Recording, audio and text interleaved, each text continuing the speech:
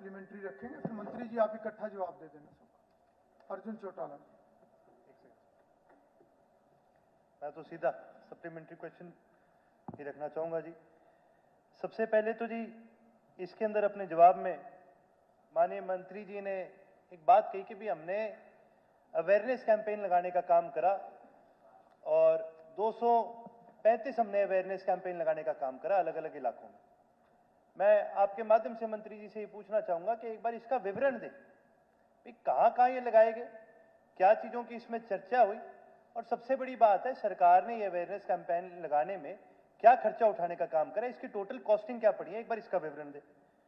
उसके साथ साथ ही जी एक बड़ी अहम चीज़ मेरे आगे आई जी कि जब माननीय मंत्री जी ने एनेक्चर एफ के अंदर इस बात का विवरण दिया कि भी अलग अलग जिलों के अंदर कितना नुकसान हुआ है, तो देखने वाली बात यह है कि इसके अंदर यहाँ तो लिख दिया कि भी पूरे जिले के अंदर कुल मिला के भी कितने हजार एकड़ के अंदर नुकसान हुआ, और एक पूरे जिले की परसेंटेज बना के दे दी कि जी ये तो 20 से कम है, ये 25 से कम है।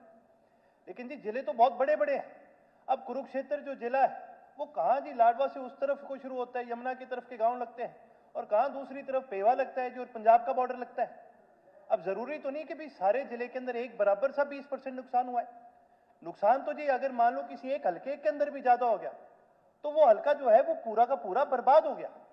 तो अगर विवरण ही देना है कि भी कहां पर कितने परसेंटेज का नुकसान है, तो जैसे कि ये बात रखी गई जी, सारा ध्यान सरकार के पास सारे आंकड़े हैं, या तो गांव वाइज बताने का काम करे किस गांव के अंदर कितने परसेंटेज नुकसान हुआ है, और फिर ये कैलकुलेशन लगाई जाए कि क्या अब ये 25% से कम है या ज्यादा है, ताकि जिस किसान का पूरा नुकसान हुआ है उसको कम से कम अपना पूरा का पूरा मुआवजा सारा मिल सके। तो इसके लिए मैं इस पर स्पष्टीकरण मंत्री जी का चाहूंगा कि जी वो विवरण अगर दे तो जिले का ना दे, वो विवरण दे तो कम से कम गांव लेवल तक का दे, ताकि सही मायने में ये स्थिति हम सबको पता चले भी कहां कहां पर ये ज्यादा है और कहां पर ये कम है। बहुत बहुत धन्यवाद जी। मंत्री नहीं, ठीक है, आप एक बार जवाब दे दें। विवरण अगर अभी उपलब्ध नहीं है बाद में पहुंचाया जा सकता। स्पीकर सर, जो सुरजेवाला जी ने बात की है वो तो हमारी केंद्र की सरकार के साथ और प्रदेश के हमारी जो चौधरी देवीलाल जी की व चौधरी चरण सिंह जी की यूनिवर्सिटी है उनके वैज्ञानिकों ने मिलकर ही एक रिपोर्ट तैयार की थी, और ये की थी, मेरे पास रिपोर्ट है ये उनकी दी हुई। ये अम्बाड़ा में, अम्बाड़ा का जिक्र ज़्यादा आया, अम्बाड़ा के अंदर ये 8/8/2025 को ये रिपोर्ट तैयार की, और ये जो इसके साथ जो परसेंटेज थी ये इन्होंने की 22/8/2025 को। ये रिपोर्ट मेरे पास सारी है जी जो ये मांगते हैं। लेकिन जो नुकसान की बात है, अब ये कहते हैं हमें नुकसान दिया जाए। 656 एकड़ जो है जो दोबारा लगी वो 15 जून से पहले थी, सरकार की तो पॉलिसी नहीं थी है। अब 15 जून से पहले लगाना तो वैसे नहीं था। अब जो गेती लगाई जिन किसानों ने वो तो इस दायरे में आते नहीं, तो इसलिए ये सारा कुछ देखते हुए ये ध्यान आकर्षण को हम इसको मानते नहीं।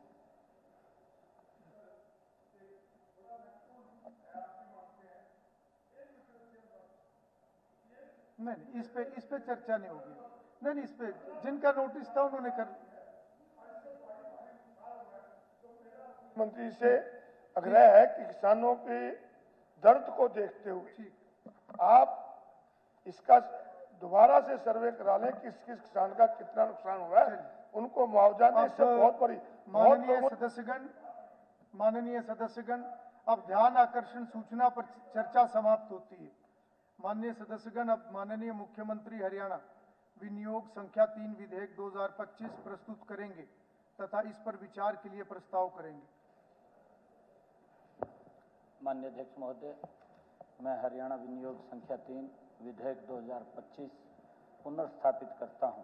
मैं यह भी प्रस्ताव करता हूं कि हरियाणा विनियोग संख्या 3 विधेयक 2025 पर तुरंत विचार किया जाए। प्रस्ताव प्रस्तुत हुआ कि हरियाणा विनियोग संख्या 3 विधेयक 2025 पर तुरंत विचार किया जाए। प्रश्न है कि हरियाणा विनियोग संख्या 3 विधेयक 2025 पर तुरंत विचार किया जाए। जो इस प्रस्ताव के पक्ष में कृपया हाँ कहें, जो इस प्रस्ताव के विपक्ष में है कृपया ना कहें। हाँ पक्ष की जीत हुई, हाँ पक्ष की जीत हुई, प्रस्ताव स्वीकृत हुआ। अब सदन विधेयक पर क्लॉज बाय क्लॉज विचार करेगा। प्रश्न है कि क्लॉज 2 विधेयक का पार्ट बने। जो इस प्रस्ताव के पक्ष में कृपया हाँ कहें, जो इस प्रस्ताव के विपक्ष में कृपया ना कहें। हाँ पक्ष की जीत हुई, हाँ पक्ष की जीत हुई, प्रस्ताव स्वीकृत हुआ। क्लॉज 2 विधेयक का पार्ट बना। क्लॉज 3, प्रश्न है कि क्लॉज 3 विधेयक का पार्ट बने। जो इस प्रस्ताव के पक्ष में कृपया हाँ कहें, जो इस प्रस्ताव के विपक्ष में कृपया ना कहें। हाँ पक्ष की जीत हुई, हाँ पक्ष की जीत हुई, प्रस्ताव स्वीकृत हुआ। क्लॉज 3 विधेयक का पार्ट बना। शेड्यूल, प्रश्न है कि शेड्यूल विधेयक का पार्ट बने। जो इस प्रस्ताव के पक्ष में कृपया हाँ कहें, जो इस प्रस्ताव के विपक्ष में कृपया ना कहें। हाँ पक्ष की जीत हुई, हाँ पक्ष की जीत हुई, प्रस्ताव स्वीकृत हुआ। शेड्यूल विधेयक का पार्ट बना।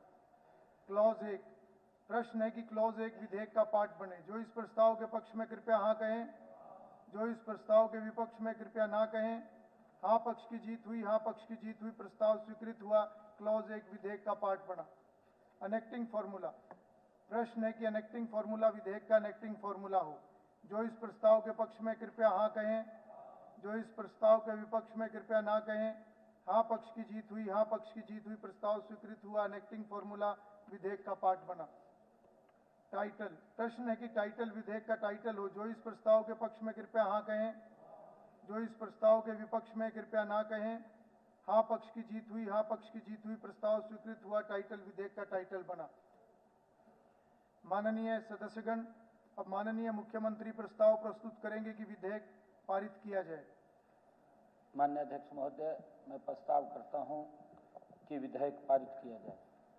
प्रस्ताव प्रस्तुत हुआ कि विधेयक पारित किया जाए। प्रश्न है कि विधेयक पारित किया जाए। जो इस प्रस्ताव के पक्ष में है कृपया हाँ कहें, जो इस प्रस्ताव के विपक्ष में कृपया ना कहें। हाँ पक्ष की जीत हुई, हाँ पक्ष की जीत हुई, प्रस्ताव स्वीकृत हुआ। विधेयक पारित हुआ।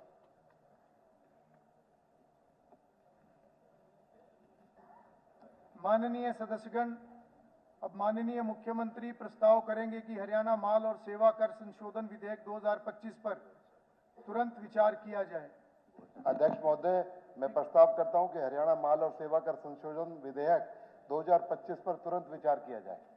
प्रस्ताव प्रस्तुत हुआ कि हरियाणा माल और सेवा कर संशोधन विधेयक 2025 पर तुरंत विचार किया जाए। प्रश्न है कि हरियाणा माल और